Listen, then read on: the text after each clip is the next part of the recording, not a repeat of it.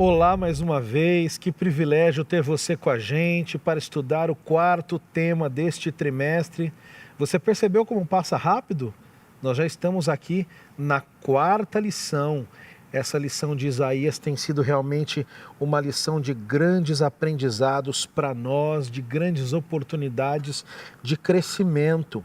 E eu queria agradecer muito a você que tem acompanhado nos canais da Igreja Unasp, nos canais da Divisão Sul-Americana, que tem acompanhado esses estudos, essa lição desse trimestre.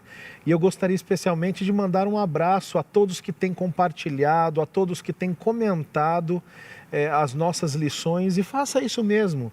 Gostou? Achou interessante? Comente, compartilhe. Não esqueça de ativar ali as notificações, o sininho também para você receber o vídeo sempre na hora que ele é lançado.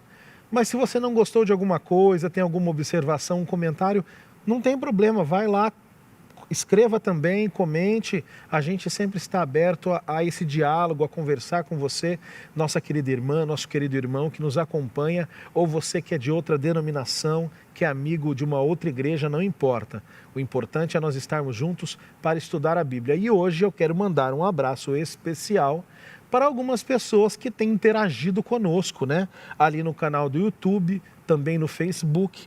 Eu quero mandar um abraço para Andreissa Braga, para Célia, para Dircineia, Odete do Maranhão, também para o irmão Valdir Machado de Vitória, para Janice, para Vera Aparecida, Alaide, Jane Cordeiro, para Lina Alves, o irmão Pedro Barbosa, a irmã Luzi Cleide e também a irmã Norma Almeida. São algumas das pessoas que estão acompanhando e comentaram as nossas lições, os nossos estudos, não é? Então, que você continue fazendo isso e que neste novo estudo Deus abençoe muito você.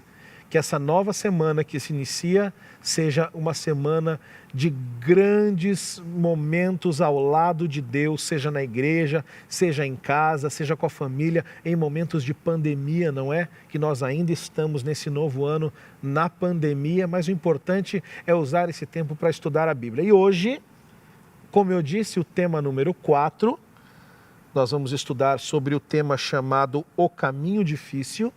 E eu tenho novamente dois amigos aqui que já estiveram conosco em programas anteriores. O pastor Bruno Ferreira esteve conosco no programa número 1 e o pastor Emilson dos Reis esteve conosco no programa número 2. Mas para você que não os conhece, eu vou apresentá-los novamente, começando pela minha esquerda, o pastor Emilson dos Reis. Foi meu professor na faculdade de teologia, foi o diretor do seminário adventista latino-americano de teologia, que antecedeu o pastor Reinaldo Siqueira, que esteve junto com ele também na lição número 2. E o pastor Emilson dos Reis, ele também é escritor, ele escreveu meditações, comentários, enfim, é bem conhecido em nosso meio. Pastor, seja bem-vindo mais uma vez, obrigado pela sua presença.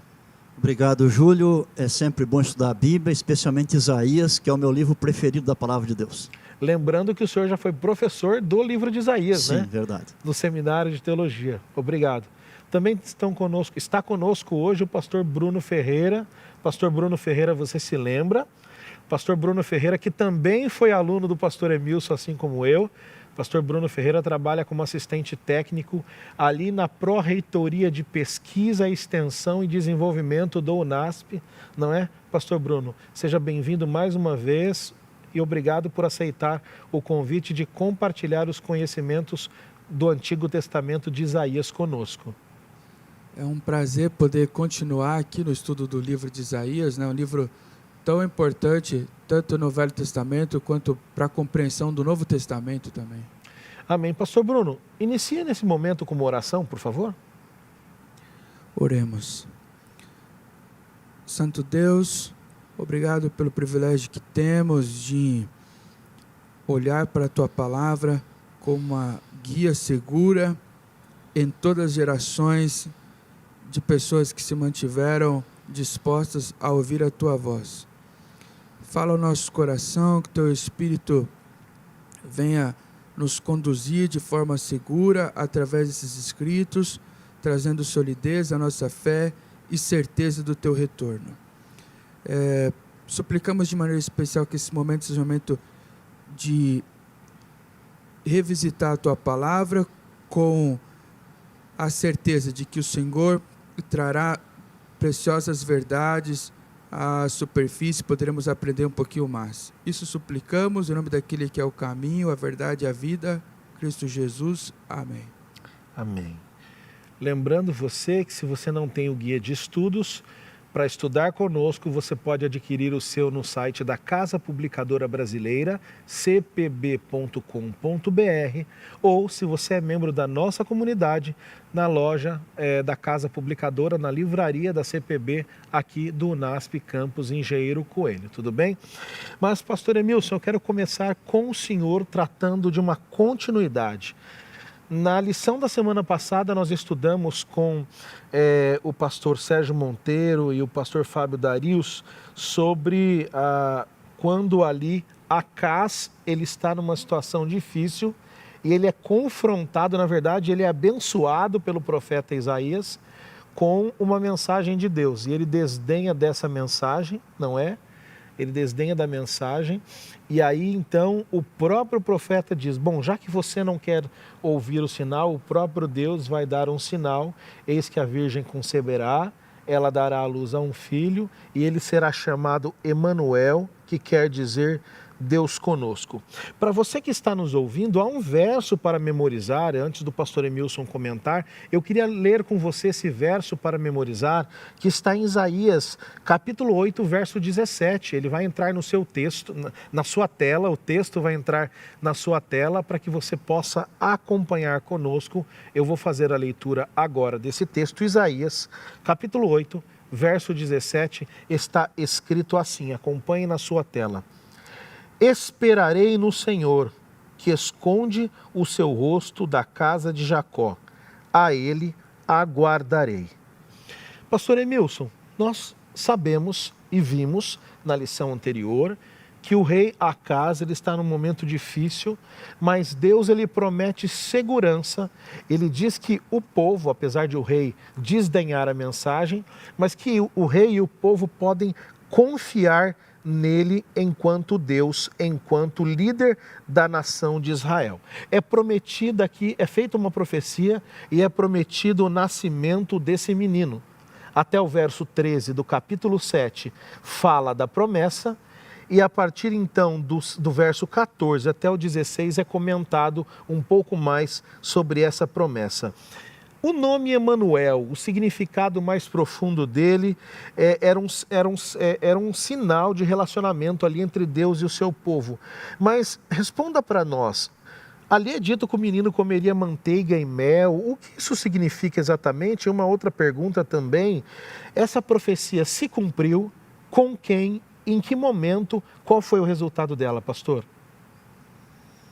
Bem, Júlio, eu pensei em começar assim a minha participação aqui. Nós estamos numa escola sabatina. Sim. É online, mas é escola. Sim. E escola é um lugar para se aprender não somente um conteúdo específico, mas também se aprende a como estudar. Perfeito, pastor. Então, talvez algumas dicas aqui para quem não sabe estiver assistindo. Fique à vontade. Uma coisa importante quando você estuda um profeta da Bíblia é saber que o profeta não caiu assim de repente, ele está localizado numa certa época da história, numa certa geografia. Então, sempre que se estuda qualquer livro profético da Bíblia, uma das primeiras coisas que a gente tem que fazer é tentar descobrir em que época ele viveu e então ter as informações daquela época, informações assim sociais, espirituais, nacionais, internacionais, enfim, que tem relação com o seu trabalho e sua mensagem. E acontece que os profetas, eles costumam, embora não todos, mas muitos deles costumam datar o seu ministério. Eles não usavam o calendário que nós usamos hoje. Quando colocamos a data, nós colocamos o dia, o mês e o ano. Eles não faziam assim, mas eles costumavam dizer em que época eles estavam, afirmando o rei que estava governando. Alguns profetas são específicos, além de dar o nome do rei, eles também dão o ano em que isto aconteceu naquele reinado. E alguns também vão dar até o mês e o dia, né? O Isaías começou a profecia dele no capítulo 1, mencionando vários reis. Então a gente sabe a época desses reis. E agora, para entender o livro, a gente tem que ir lá para os livros da Bíblia que falam sobre os reis. Então nós temos o primeiro Reis, segundo Reis, primeiro Crônicas, segundo Crônicas de um modo especial. E aí, lendo as sessões sobre esses reis aqui, nós vamos ter uma melhor compreensão. No nosso caso aqui, esse capítulo específico, o 7, também o 8, é na época de um rei de Judá, que era o rei Acás. Perfeito. Certo? Bom, uma outra coisa interessante também, você mencionou aí, o nome Emanuel. O nosso Deus, o Deus da Bíblia, o Deus também do Antigo Testamento, era chamado por muitos nomes lá na língua hebraica original. Um dos nomes era El. Outro nome usado muito para Deus é Ias, em português. De onde vem o Ias? Então, um nome de Deus, o mais usado, é Yahweh. Eles abreviavam dizendo Yah. E na tradução portuguesa é Ias. Então, os judeus costumavam dar nomes para os meninos, não somente nomes que eles já achassem bonitos, como a gente faz hoje, mas os nomes tinham um significado. E todos os nomes que têm Eu no meio, ou tem Ias, tem a ver com Deus. Então, nós temos nomes que começam com Eu e outros que terminam com Eu, né? Por exemplo, Eliseu, Eunatã, Eucana. Alguns nomes têm Ias, muitos nomes têm Ias, né? Por exemplo, Obadias, Jeremias, Isaías. E até tem um que tem os dois juntos, El e Ias, né? Ficou Elias. Pois o Senhor é Deus. Então, todos esses nomes significam alguma coisa em relação a Deus. E Emanuel significa Deus conosco. Nessa lição aqui, o rei mencionado o tempo todo, como dissemos, foi Acás. E Acás foi um dos piores reis que houve no povo de Deus. E para saber quem foi Acás, porque ele era assim talvez, dessa maneira, um rei tão ímpio, tão pagão, isso tem a ver um pouquinho com os antepassados dele. Então, nós sabemos que quando Salomão morreu, no ano 931, e o filho dele, Roboão, começou a governar, ele começou tão mal, que ele acabou causando um cisma, uma separação em Israel. E a partir dali, as 12 tribos não ficaram mais juntas. Então 10 tribos se isolaram ao norte, continuaram com o nome de Israel, depois com o tempo chegaram a ter a capital de Samaria, e no sul ficaram 2 tribos, e Judá era o nome delas, porque Judá era a tribo mais importante, não é? E dali em diante elas não se juntaram mais, tiveram território, rei, religião separado, e o povo do norte, as 10 tribos, eles foram rapidamente para a idolatria, e o povo de Deus continua ainda nos caminhos de Deus. Mas houve uma época, a época de Acabe. Acabe era rei do norte das 10 tribos. E na mesma época de Acabe, no sul estava Josafá. Josafá era um homem muito bom, ele era muito amigo de Deus. Então no norte um rei ímpio, pagão, Acabe, no sul um rei muito bom, fiel a Deus, Josafá. Mas o filho de Josafá, chamado Jeorão, fez uma grande bobagem. A mais importante da vida dele foi casar com a filha de Acabe. E aí, quando aquela moça, ela veio para viver na terra de Judá, ela veio com o seu séquito, os seus guarda-costas, as suas aias, os seus servos, e ela veio para também implantar o paganismo ali no povo de Judá. E com isso, dali em diante, os descendentes da família real, que era a família de Davi, eram por um lado filhos de Davi, mas por outro descendentes também de Acabe. E esse Acás era um desses aí. Então ele tinha todo o histórico para trás, de antepassados que eram pagãos. E ele foi um rei muito pagão mesmo, e fez muita coisa ruim. E quando a gente lê em Crônicas e no livro de Reis sobre ele, a gente fica sabendo os detalhes de tudo aquilo que ele fez naquela ocasião. Como nós vimos aqui na semana passada já, então 2 nações se uniram para tentar conquistar Judá.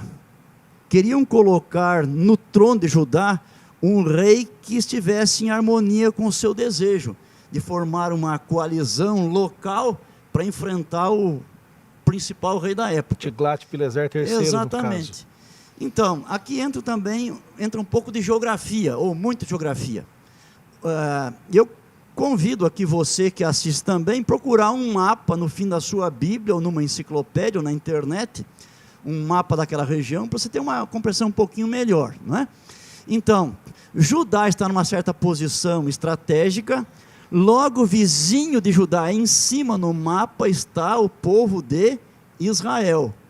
E logo acima de Israel está o povo da Síria.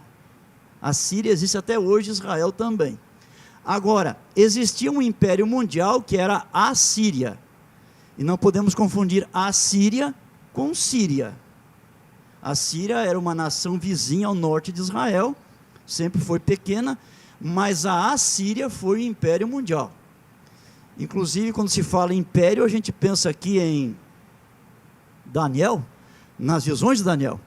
E ali em Daniel nós temos 4 impérios, porque eles são de Daniel até o fim da história humana. Então começa com Babilônia, Medo-Pérsia, Grécia, Roma. Mas antes de Daniel houve império assírio, antes império egípcio, e aqui é na época do império assírio. Então o que aconteceu foi assim, aqueles 2 povos, Israel e Síria, tentaram se unir para marchar contra Judá e o rei Acasias, e ele ficou com medo. E ele não confiou em Deus, porque ele confiava em ídolos. E mesmo assim, como vimos semana passada, Deus mandou o seu profeta, para dizer, não tenha medo daqueles 2 povos, eu vou cuidar de vocês aí, certo? E até deu um sinal de que eu vou cuidar de vocês, que isso foi estudado na semana passada. E acontece que esse sinal realmente se cumpriu, e é justamente o ponto dessa semana aqui na parte de domingo, né? Uhum. O sinal aconteceu, em pouco tempo veio a Assíria, que foi um instrumento de Deus nessa ocasião, e conseguiu então ali pressionar os inimigos de Judá, Israel e Síria, e em pouco tempo eles deixaram de ter efeito maligno contra Judá. E aqui vai ter uma profecia no meio também de 65 anos, e a lição vai dizer que esse foi o tempo necessário para que eles tivessem a perda de qualquer poder naquela região ali, e isso também se cumpriu. Muito obrigado, pastor Emilson. E complementando aqui, pastor Bruno, lembrando, você que nos ouve, que a proposta da lição da Escola Sabatina, este trimestre da Igreja do UNASP, em parceria com a Divisão Sul-Americana, é trazer uma discussão, não é, pastor Emilson, pastor Bruno, para que ela complemente aquilo que você está estudando na sua casa todos os dias. Pastor Bruno, o medo de Acaz e todo esse fato dele rejeitar o sinal trouxe sobre o reino de Judá algumas consequências, né? O que aconteceria com a terra e o que aconteceu com a terra, e por que esse resultado daquilo que Deus havia previsto, ele não surpreende ninguém? Por que o contexto deixa claro que o resultado foi aquilo que as evidências apontavam mesmo que aconteceriam? Quando a gente chega no versículo 17, é surpreendente a forma como Isaías apresenta, mas ele diz assim, mas o Senhor fará vir sobre ti. O Acaz, né, junto com ali boa parte da corte, estando com medo dos reinos, não procurou a Deus como solução para o problema. Mas o texto bíblico apresenta que a ocorrência, os efeitos, não são efeitos apenas políticos, apenas de reinos se movimentando, mas existe uma intervenção divina até mesmo sobre o que acontece de forma negativa sobre ele. Então ele que teoricamente não se apoiou em Deus, ou não procura, assim como o pastor Emilson colocou anteriormente, acaba recebendo consequências e juízos da parte de Deus. Por quê? Porque procurou uma solução por si próprio. A gente vai depois ver um pouco de coisas ruins que ele acabou colocando na sequência do capítulo 8. Mas quando chega aqui no 17 e fala que Deus traria sobre ele situações ruins que viriam sobre a nação, talvez é importante também ressaltar uma característica do texto que ajuda a gente a posicionar melhor quais são essas consequências. a expressão naquele dia ocorre aí tanto no verso 18, naquele dia, quanto ocorre no verso 20, naquele dia, quanto ocorre no verso 21, naquele dia, quanto ocorre também no versículo 23, naquele dia. Porque são 4 blocos de consequências que o texto vai tentar apresentar aqui, que vieram sobre o contexto de Judá. E cada uma dessas expressões abre um novo bloco Exatamente. do que aconteceria com o povo. Às vezes a gente não percebe por causa da tradução, mas quando a gente vai para os originais, fica muito forte esse uso de textos que tentam fazer o quê? Que tentam facilitar a localização da pessoa, que antigamente, como a gente aprendeu isso até com o pastor Emils, a Bíblia não era dividida por capítulos e versículos. Então o texto ele tenta deixar algumas facilidades para a gente poder se localizar onde começam e terminam blocos. Inclusive na lição número 2, pastor Bruno, comentando ali a visão de Isaías, no capítulo 6, na lição número 2 que estudamos, o pastor Emilson comentou sobre essas divisões que nós encontramos como um facilitador para estudo da Bíblia. Mas continue. Então a gente tem 4 blocos ali de consequências. O primeiro bloco de consequências que inicia ali no 18 vai falar sobre a invasão das terras, né? A preocupação dele, ele vai procurar encontrar sua própria solução, tentando mitigar essa questão para não ser invadido. Na verdade, vai acontecer o contrário. Deus vai usar agora o instrumento que ele teme para invadir. É isso que o versículo apresenta. Outro bloco que a gente encontra aqui, a partir do verso 20, vai falar sobre a vergonha que eles vão passar, relacionados ali à perda, ser raspado, né, os pelos, né.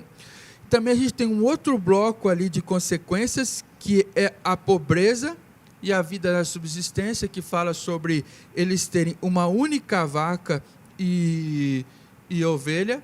E depois um quarto bloco aqui, que fala sobre as vides, né, sobre as plantações serem transformadas agora em lugares expostos a espinhos e abrolhos. Então a gente tem ali 4 blocos de consequência. Um bloco importante que a gente pode ressaltar aqui, que acontece no verso 22, quando ele fala que após a abertura no bloco 21 naquele dia, apesar da pobreza e da situação de escassez, tendo apenas uma vaca e 2 ovelhas, eles teriam uma aparente abundância, ou seja, apesar das consequências negativas vindo sobre o povo, Deus ainda ia prover o povo do mínimo necessário. Eles não tem uma abundância ali de leite e de manteiga. E essa expressão leite e manteiga também acontece relacionada a Emanuel. Quando a gente vê ali a profecia, ele chamará Emanuel no verso 14, no 15 fala assim, e comerá manteiga e mel. Então a gente vê um retorno à providência, o cuidado de Deus aparecendo no meio dessa situação de aparente desgraça, né, que ressalta inclusive e faz um elo com o próprio Emanuel, que era um sinal de que Deus estava no controle da história, né? Ainda sobre Acás, o texto aqui que é estudado na semana, especialmente em 2 Crônicas 28, é bastante claro da sua impiedade, porque ele foi ao templo de Deus, o templo de Salomão, que ainda estava erigido, e ele modificou muita coisa ali. Ele chegou até a tirar o altar verdadeiro, colocou um altar falso no lugar, e diz assim mais o texto, que ele encheu Jerusalém de altares pagãos e nas outras cidades também. Então ele disseminou a idolatria por toda a terra. Ele basicamente fez o que uma antepassada dele tinha feito, que foi a rainha Jezabel. Quando o Acabe foi buscar essa princesa lá entre os fenícios, o pai de Jezabel era sacerdote de Baal, e ele a trouxe. A Jezabel veio com a intenção de implantar a idolatria a Baal na terra. E aqui esse homem fazia uma coisa semelhante também agora na terra de Judá. Você que nos assiste, você pode notar que muitas vezes, olhando para a vida do rei Acás, você pode notar duas coisas muito importantes. Primeiro, a tendência natural nossa, minha e sua, do ser humano, de confiar naquilo que é visível, nas coisas que se veem. Nós vemos Acás substituindo a presença do Deus verdadeiro, o Deus invisível, o Deus de Israel, pela presença de altares, de ídolos de pedra, de madeira. E quando a Bíblia realmente nos impele a acreditar no Deus verdadeiro, mesmo que não seja visível aos olhos. Outra coisa que você nota, que você percebe claramente, é que não dá para fugir das consequências ruins quando escolhemos andar longe de Deus. Nosso Deus é amoroso, é perdoador, mas Ele respeita nosso direito de escolha.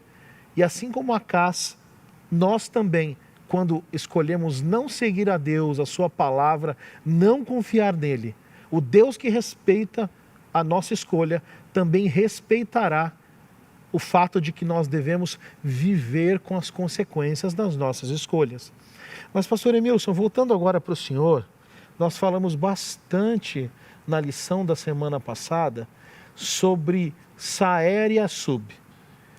Um remanescente voltará ou um remanescente se arrependerá, as possíveis traduções. Mas, fato é que é dito que o profeta vai ter com a profetisa e ele tem um filho. Muito provavelmente aqui o profeta Isaías, com a sua esposa. E o nome desse menino é Maher Salal Hasbaz, ou Rápido Despojo, Presa Segura. O senhor que deu esse início aqui, começou essa lição iniciando com essa aula, essa dica dos nomes. Qual o significado deste nome, ou dos nomes, de um modo geral, mas deste nome no contexto de conquista que ocorreria? E quem seria o reino que conquistaria? Qual seria o reino conquistado? Fale um pouco para nós da relação entre Maher Salal Hasbaz e o que aconteceu logo em seguida após o seu nascimento. Ser profeta não era uma coisa muito fácil.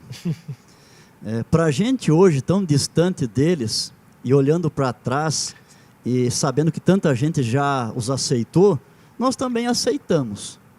Mas naquela época, quando eles foram chamados por Deus, se vivêssemos ali, de repente tem um irmão nosso, é um primo, é um amigo, é um vizinho, é um colega de trabalho que está dizendo que é profeta. Como é que vamos acreditar nele? Se ser pastor é difícil, imagina ser profeta. E ainda mais porque, de acordo com Moisés, lá no livro dele, diz que o falso profeta tinha que ser morto. Agora, como é que se levanta um parente meu, um amigo, um vizinho, diz que é profeta? Como é que eu vou saber que ele é profeta? Então, era muito difícil isso aí para eles. E alguns profetas tiveram a missão não só de falar, não é? Que a missão principal de um profeta é falar. Ele é a boca de Deus, como diz a Bíblia. Mas tiveram que encenar também alguma coisa. Esse é o caso do profeta Oséias, cuja esposa Gomer e os 3 filhos também encenaram toda uma situação. Mas aqui temos também algo semelhante, porque o profeta vai ter os seus filhos e Deus ordena que o profeta dê o nome para os filhos em relação à situação do povo e a mensagem de Deus para eles. Então, um filho tem esse nome, que traduzido significa rápido despojo, presa segura, dando a entender que algo está para acontecer rapidamente. Despojo tem a ver com a sobra da guerra, lembra de guerra, não é? E a presa e segura também. Então parece que esse nome aqui não é um nome com mensagem muito positiva, mensagem negativa, que eles vão enfrentar. Mas um outro filho tem um nome cuja tradução é um resto voltará. Então aqui é a mensagem positiva, dizendo que vai sobrar um resto e que esse resto vai voltar.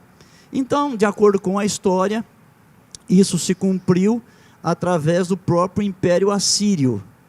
Os assírios vieram contra o povo de Deus, não é?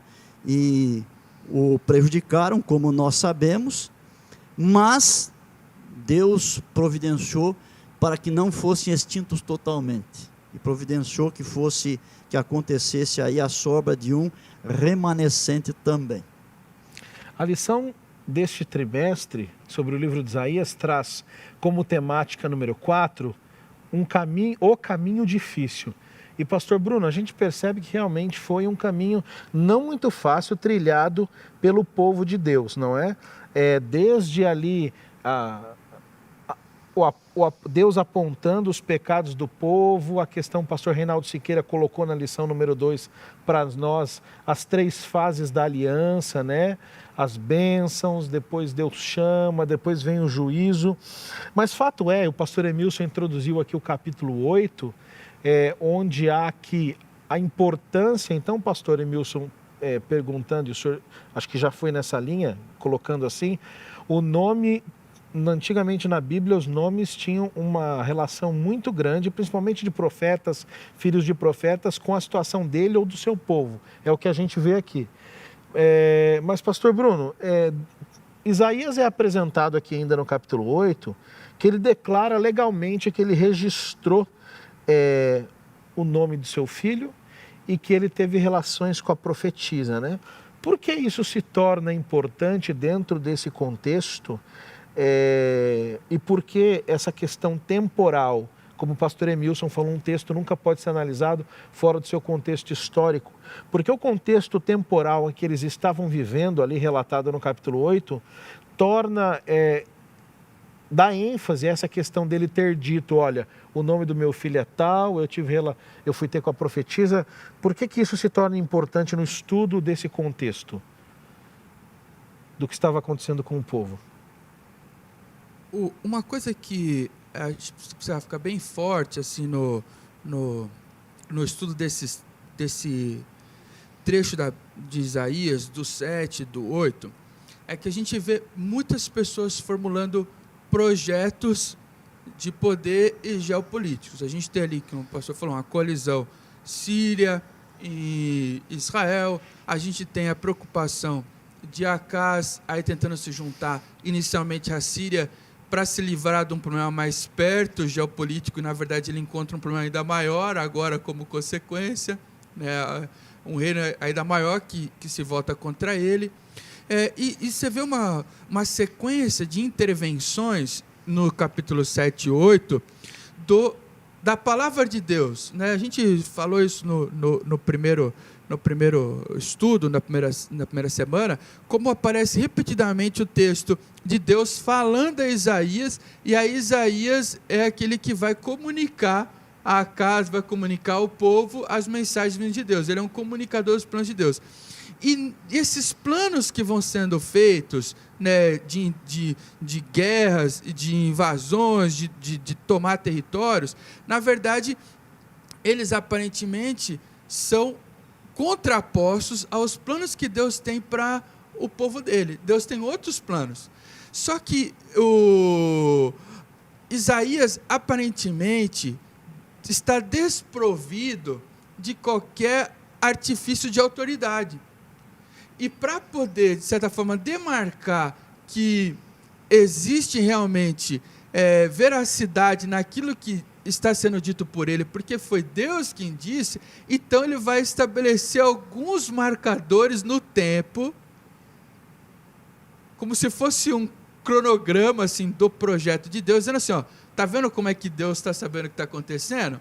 E essas pessoas, esses indivíduos, esses filhos que vão nascendo ou vão sendo comunicados, eles de certa forma vão demarcar o tempo em que as profecias vão se cumprindo. Então eles são de certa forma como sinais na agenda cronológica de Deus, dizendo assim, está vindo um menino aqui, é tanto tempo. E aí o nascimento, né, a emergência desses personagens na história, eles vão ajudar a demarcar o tempo do cumprimento daquilo que está sendo revelado por Deus para ele comunicar ao povo. Então ele de alguma forma tenta esclarecer isso, né? Então quando Isaías ele delimita a idade, ou mais ou menos a idade em que Deus resolveria o problema, olha, antes que o menino saiba discernir entre o bem e o mal, né, eu vou resolver esse problema, o nome dele vai ser X.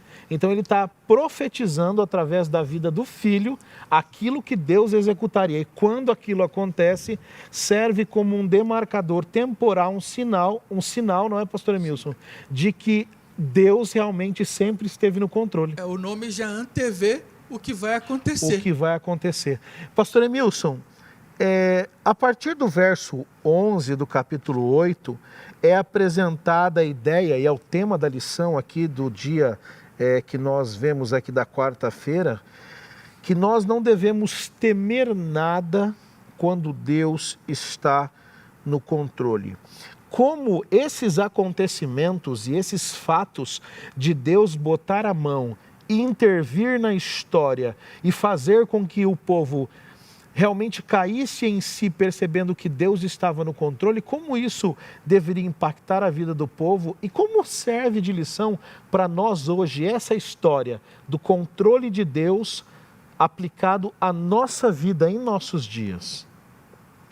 O texto está dizendo basicamente o seguinte: não temam os homens, não temam os acontecimentos, temam a mim que sou Deus. Resumindo, é isso aí. E na verdade, através de toda a história, a gente percebe vários líderes cristãos, gente destacada, que tinham uma coragem tremenda, fizeram coisas tremendas, até nós achamos que foram loucuras, porque eles temiam a Deus. E quando alguém teme a Deus de modo correto, ele não tem medo das pessoas e situações. E aqui é um apelo para o povo de Deus fazer realmente isso. A lição inclusive fala aqui sobre temor e amor, que parece, em nossa compreensão, que não combinam muito bem as duas coisas, né? Mas na Bíblia combinam perfeitamente. Aliás, o senhor tem um livro que se denomina A Ira de Deus no Mundo dos Homens, né? Sim, sim.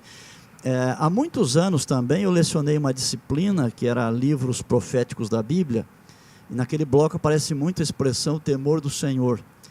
Então eu resolvi num certo dia me aprofundar bastante, e depois até produzi um artigo que as revistas lançaram por aí, mas o temor do Senhor é uma expressão técnica. O temor do Senhor aparece ao longo de toda a Bíblia. E quando alguém possui, diz que ele é temente a Deus, né? O que significa temor do Senhor? Algumas coisas, por exemplo, primeiro significa um encantamento com Deus. A pessoa que teme a Deus, ele fica encantada com Deus, por aquilo que Deus é, por aquilo que Deus faz, fica deslumbrada. Depois, num segundo momento, vem uma reverência, um respeito muito grande para com esse Deus que é tão maravilhoso. Em seguida vem a fé, a confiança nele, vem também a submissão, a obediência. Então tudo isso aí é o temor do Senhor. E essa condição de uma pessoa, ela combina muito bem com o amor a Deus. Inclusive, tem um texto da Bíblia que fala para ao mesmo tempo amarmos a Deus e temermos a Deus. É Deuteronômio. Deuteronômio no capítulo 6, no verso 2 diz assim: para que temas ao Senhor.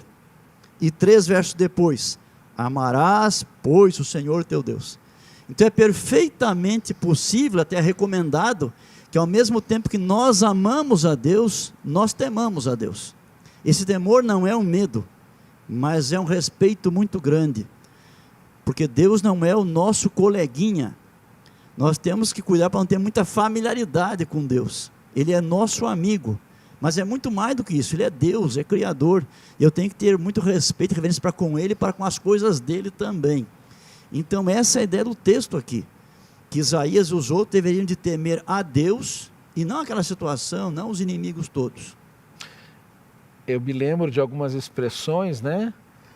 Alguns, ao se referirem a Deus, o chamam de Jesusão, ou o cara lá de cima, né? Deus é muito mais do que isso, né, pastor? E eu até já ouvi histórias de pessoas que dizem: não, a igreja é a casa do meu pai, então na casa do meu pai eu chego, deito, boto os pés no banco. Mas quando a gente olha para a Bíblia e para a visão que Isaías teve de Deus, na lição 2 que o senhor comentou conosco, a gente percebe que nós precisamos ter muito mais cuidado para a forma como nos dirigimos para com Deus e com as suas coisas, né? Bem lembrado, pastor Emilson. Então, pastor Emilson, só uma segunda pergunta aqui. Quando 1 João 14,18 diz que no amor não existe medo, antes o perfeito amor lança fora o medo, esse temor a Deus não tem nada a ver com o medo que eu tenho de cobra, medo que eu tenho de um buraco ou medo da morte. Temor na Bíblia, quando relacionado a Deus, tem a ver com respeito, com reverência.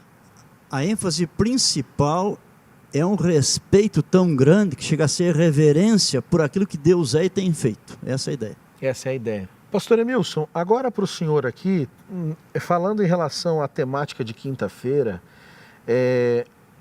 o capítulo 8 de Isaías ainda nos apresenta detalhes muito fortes aqui do envolvimento, né, de Acaz com a religião pagã. Aqui chega a dizer que eles sacrificavam a demônios, né?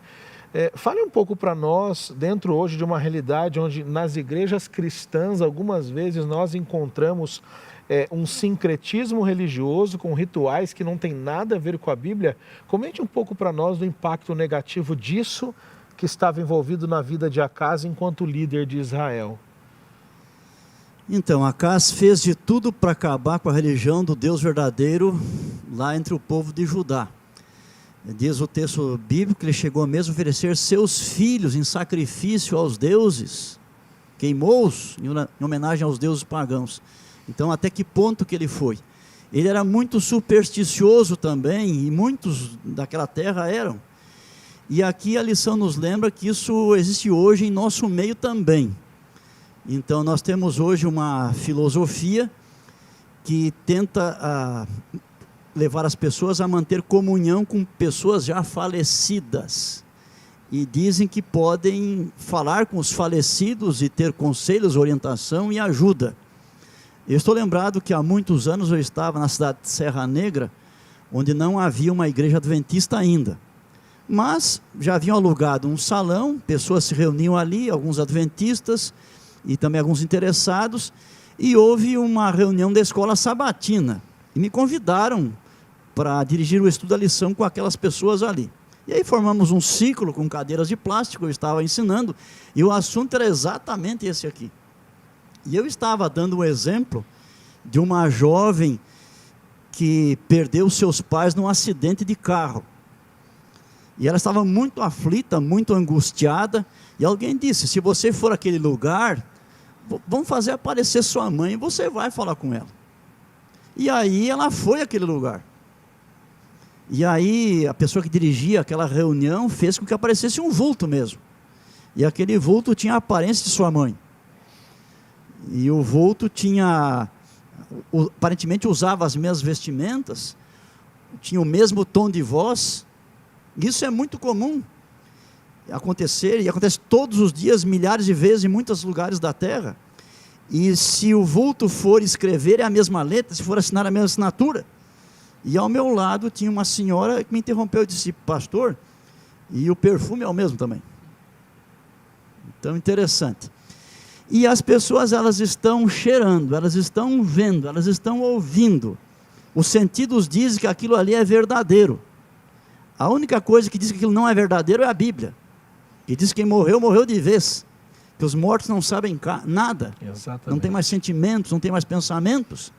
E as pessoas vão acreditar no que está na Bíblia ou no que os sentidos estão dizendo. E esse é o nosso dilema no finalzinho da história humana.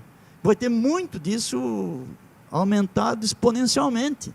Nós vamos querer mais em quem? Então aqui vem um apelo para nós, de fato, ficarmos apegados à palavra de Deus, à lei de Deus, ao que está escrito na Bíblia Sagrada, porque essa é a nossa segurança. E pastor Emilson, já emendando aqui uma pergunta para o pastor Bruno e complementando isso que o senhor disse, e você que está nos ouvindo em casa, sabe que isso é algo muito sério, muito sério. Uma das doutrinas que Satanás mais distorce em nossos dias é a crença de que quando alguém morre, ela pode manter comunicação com os que estão vivos. É a doutrina da imortalidade da alma. E quanto mais se estuda a Bíblia hoje, mais teólogos e pastores chegam à conclusão de que a Bíblia apresenta a verdade de que quando alguém morre, morre mesmo, como o pastor Emilson bem colocou. Mas pastor Bruno, nós tínhamos nos dias dos hebreus pessoas, como mencionadas aqui pelo pastor Emilson, que diziam que se comunicavam com os mortos. Tem até um relato, né, pastor Emilson, quando Saul, ele está ali no fim da sua decadência, da sua vida de decadência, no final da sua vida ali, naquele momento de decadência, perdão, ele consulta uma pessoa que diz consultar os mortos e ele vê um ser lá que diz ser Samuel, não é? Mas, pastor Bruno, nos dias dos hebreus, então, é fato que haviam pessoas, os necromantes, né? A palavra necros, do grego morte, pessoas que falam com os mortos. Pergunto para você, podemos dizer que hoje a TV, os filmes, os livros, a cultura popular são agentes que difundem o ocultismo, o espiritismo de forma realmente assim clara e aberta? E já emendando uma segunda pergunta, como combater isso? Como combater essa enxurrada, né, na mídia de ensinamentos contrários à palavra de Deus, especialmente em relação à crença de que a alma do ser humano é imortal, quando a Bíblia aponta para outro lado? Ok, Júlio, eu vou dividir então essa pergunta em 3 pontos. O primeiro ponto, algumas expressões bíblicas, às vezes elas aparecem e a gente não se atenta a elas, como se elas aparecessem isoladas. Mas quando começa esse bloco todo que a gente está discutindo no capítulo 7, disse assim, verso 2, deu-se aviso à casa de Davi. E a expressão casa de Davi vai acontecer em outras ocorrências aqui desse contexto. Por que isso é importante? Porque quando chegamos no capítulo 8, nós temos uma situação de contraste. Qual é? Primeiro, o versículo 10 fala, forjai projetos e eles serão frustrados, dai ordens e eles não serão cumpridas. E aí termina, porque Deus é conosco. Quem está forjando projetos aqui são os outros agentes políticos, outros exércitos, que quando iam fazer as invasões, quando iam fazer a tomada de territórios, quando elas iam fazer as incursões sobre outras nações, eles faziam o quê? Seus projetos. Planejavam, vamos invadir em tal momento do ano, vamos fazer assim, vamos fazer acolá. Havia um planejamento, uma estratégia para poder tomar as decisões geopolíticas ali e militares. Então, o verso 10, ele fala sobre esse planejamento humano. Só que ele fala que esse planejamento ele é frustrado. Quando vai do 11 até o 15, ele até começa com a expressão, porque assim o Senhor me disse. Ele vai falar que Deus, na verdade, ele se apresenta como, ele quer ser considerado como um aliado. Os planos que são formulados pelos outros agentes humanos vão ser frustrados, e Deus quer ser o aliado de Judá. E aí o verso 17, ele até fala, esperarei no Senhor, e ele termina falando, a ele aguardarei. Ou seja, em quem a gente pode realmente esperar no futuro, que existe realmente uma ação protetora, eficaz, e que dá realmente a única segurança, e Deus. E aí então, por fim, no bloco 19 para frente, vai falar de consultar outros agentes humanos que tentam prever o futuro. Por que a expressão casa de Davi ela é importante? Porque Davi vai ser instituído como rei exatamente porque Saul vai consultar agentes que são os agentes que aparecem depois do versículo 19. Na verdade, Deus tira da linhagem de Saul a monarquia exatamente por causa desse pecado. Ele se rebela contra Deus e nos desfechos de sua vida ele vai buscar ações espiritualistas como essa para poder se preparar para o quê? Para os acontecimentos vindouros, na tentativa de falar com o profeta, se comunicar com Deus, que ele havia perdido essa oportunidade. E aí, exatamente como juízo, inclusive sobre essa atitude, Deus vai extirpar da casa de Saul a monarquia e vai passar para a casa de Davi. E agora, Isaías vem para advertir a casa de Davi. o reino de Judá a não ter as mesmas práticas, né? Para não cometer o mesmo erro, não cometer o mesmo pecado. Então a gente tem o mundo e seus projetos, seu planejamento, Deus agindo na história, independente do planejamento humano e como a única salvaguarda, e o ser humano buscando novamente outras fontes de informação, de previsão sobre o futuro, ou de comunicação com entidades não naturais, para tentar tomar decisões, para tentar ter alívio aos seus dilemas, às suas preocupações, para tentar planejar o futuro, para coisas nesse sentido. Então, existe um contraste aqui muito grande nesses textos. Aí você fala, isso acontecia em Israel? Acontecia tanto camadas de incursões do paganismo e desse tipo de materialização do espiritismo, quanto também o contrário, contra camadas de pessoas que preservavam a verdade. Você vai achar tanto no território de Israel, das 10 tribos, quanto em Judá, porções da Bíblia que você vai encontrar, principalmente ali nas cavernas de Qumran, que são tantos requisitos de Samaria, de povos que viveram ali entre os samaritanos, né, que a gente falaria assim hoje, quanto do povo de Judá, que preservaram a palavra de Deus. Só que você também vê o contrário, as incursões do paganismo. Quando a gente traz para os dias de hoje, isso acontece? Existe essas ocorrências ainda hoje? Muito.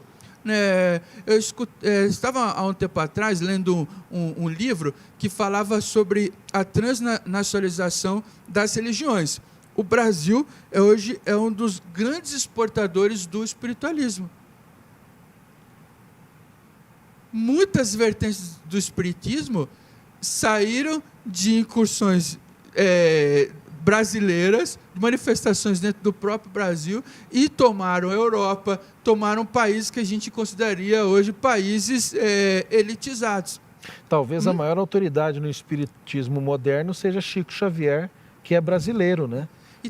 Um dos nomes mais conhecidos nessa vertente. E é interessante que a gente muitas vezes olha para as manifestações religiosas e vê assim, os países da Europa, ou a gente diria secularizados, como países que estão fechados à religião, mas na verdade você vê o contrário. Muitas vezes incursões de manifestações religiosas, que muitas vezes, como acontece no Brasil, em outras esferas espiritualistas, invadindo, né, territórios europeus aparentemente secularizados e se popularizando, mesmo em ciclos de pessoas que são tidas como agnósticos, como ateus, pessoas que têm sua crença aparentemente baseada apenas na ciência, só que o espiritismo ele acaba, muitas vezes, também alcançando esse tipo de contexto social. Isso é forte, e termino falando isso, porque isso se manifesta também nas obras de arte, sobre manifestações culturais, que envolve filmes, envolve literatura, envolve jogos e todos os outros tipos de manifestações. Você vê pessoas que dizem não crer em entidades, demônios ou outro tipo de manifestação, mas gastam boa parte do entretenimento assistindo filmes que falam sobre isso, né, jogando jogos que têm manifestação de demônios, outras entidades. Então a pessoa não acredita, mas para ela, aqueles poucos momentos ali, somente é que ela precisa acreditar naquela situação espiritualística, se imergir na história, viver aquele cenário como se fosse real, para poder, inclusive, fazer sentido para ela. Então, ela acaba experimentando, muitas vezes, um espiritualismo, aparentemente, que ela não crê, só que experimenta isso por artefatos culturais e outras manifestações. Então, é muito comum esse tipo de avanço hoje na sociedade que vivemos, né? A verdade é, pastor Emilson, que nos dias que nós vivemos, nós temos muitos cristãos, seja da igreja adventista ou de outra denominação, temos muitos cristãos que às vezes batem no peito dizendo que não frequentam sessões espíritas, que não são adeptos dessas doutrinas antibíblicas, mas muitas vezes que ligam a sua TV e recebem ali uma sessão espírita em casa, através da novela, através do filme, através da série, ou abrem para os seus filhos também através dos livros que permitem os seus filhos lerem, não é? A verdade, meu amigo, minha irmã, meu irmão, você que me escuta, é que a família de Isaías demonstrou claramente através das suas atitudes e das suas escolhas que só havia um caminho seguro a seguir. Era confiar em Deus e na sua palavra. Quais são os tipos de literatura que você e seus filhos têm lido na sua casa? Qual é o tipo de filmes que vocês têm se reunido para assistir? Qual é o tipo de entretenimento que vocês têm tido? Tantas hoje são as famosas séries que os nossos jovens, crianças e adultos são viciados nelas, que trazem doutrinas como estas apresentadas aqui, onde contatos com mortos são apresentados, onde há tantas coisas que que passam longe da palavra de Deus. Eu queria fazer um apelo a você.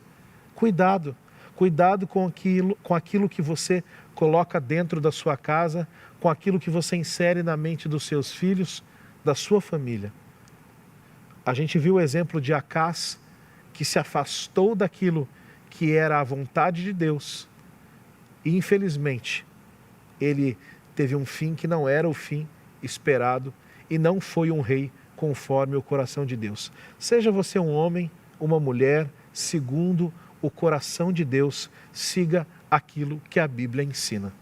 Mas pastor Emilson, pastor Bruno, muito obrigado por vocês terem aceitado o convite uma segunda vez, não é? É a segunda vez que vocês estão aqui. Não sei se conseguiremos agendar com vocês, porque vocês têm as suas atividades também para esse trimestre novamente, mas certamente estarão conosco nas próximas lições ou nos próximos trimestres. Muito obrigado mais uma vez, pastor Emilson, meu professor, pastor Bruno, um colega aí dos tempos de seminário de teologia. Vocês vão ter agora um tempinho para finalizar, como é normal acontecer no nosso programa a cada semana. Pastor Bruno, olhando ali para a nossa câmera, número 1, as suas palavras finais para aqueles que nos ouvem nesse momento.